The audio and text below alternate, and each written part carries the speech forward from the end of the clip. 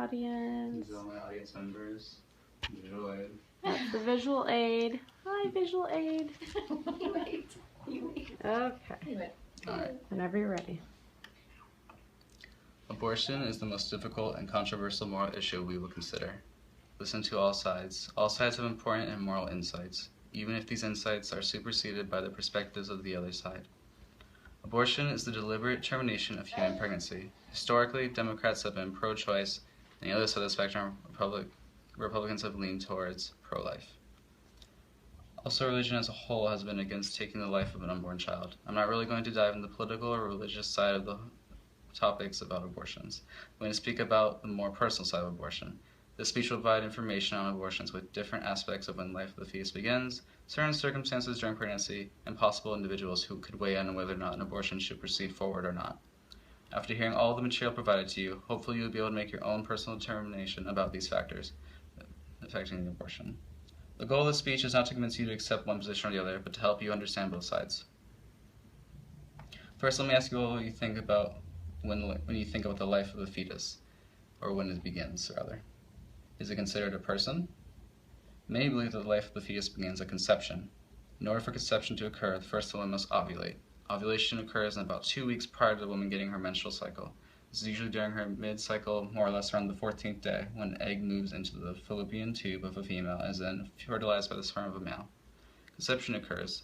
Some believe that the life of the fetus may begin at around 8 weeks, when the heartbeat of the baby can be heard via ultrasound, and still others believe that the actual life of the fetus begins at the birth of a live baby into the world. Next, let's consider the different life situations that could affect the decision of an abortion. Birth defects, which is usually more common in women that are having babies later in their life at older ages. Women only have a certain amount of eggs. During their lifetime, as they age, so do these eggs. Some birth defects are genetic in nature. This could include Down syndrome and many other diseases, hereditary or structural. For example, my mom told me that with both her pregnancy screenings, she tested positive for spinal bifida and decided to carry both my sister and myself to full term. In both cases, the testing was false positive. This means her test results were abnormal, but the baby does not have the disease. The thought of an abortion was immoral on my mother, and she decided to carry us to full term knowing there could be something wrong. For example, in the case of a child having Down syndrome, some cases would be mild, where the child is able to grow and live a perfectly independent life as an adult. Other cases may require more lifelong help, so morally knowing this as a person has to make an ethical decision that they can live forward the rest of their lives. For some, in this situation, abortion would be okay with them. For others, it would be immoral. People who weigh in the decision of an abortion, this could be many family members, but most feel it's the mother because it's her body, and therefore her decision. Others may see that the father should have a say in the matter, since it took two to make the baby. Sometimes the mother or father may look forward towards their family members as they respect their opinion. These are also formed from a set of beliefs that they have. And beliefs are instilled inside each person from the time they are small into adulthood. Usually it's these beliefs that govern the decision people make in their personal lives. For example, a physician may urge a pregnant mother with her own medical problems to save her life, but the mother may say that the baby's life comes before hers, and she may continue to have the baby to full term. She would rather die trying to bring her baby into the world than do something against her own personal beliefs.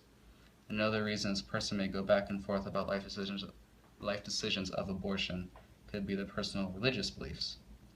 Another example would be a woman had a lifelong illness that would usually prove impossible to get pregnant in the first place. She found herself pregnant, and by the end of her 3rd trimester, her health had derailed, so much that she turned to a personal priest for guidance, and under these life-threatening circumstances, she was advised it would be okay to get an abortion. In receiving that counsel, the lady was able to make her decision, proceed forward with the termination of the pregnancy, because morally she felt comfortable. Abortion is one of the safest medical procedures with minimal risk of major complications that might not need hospital care. Abortions performed in the 1st trimester pose virtually no long-term risk. The risk of death associated with abortions increases with the length of pregnancy. The common ground we can all seek is reducing unwanted pregnancies, guaranteeing genuinely free and informal choice, and providing a long, loving home for all children. So, what would you say I need to prove on? I would improve on making eye contact with the audience more.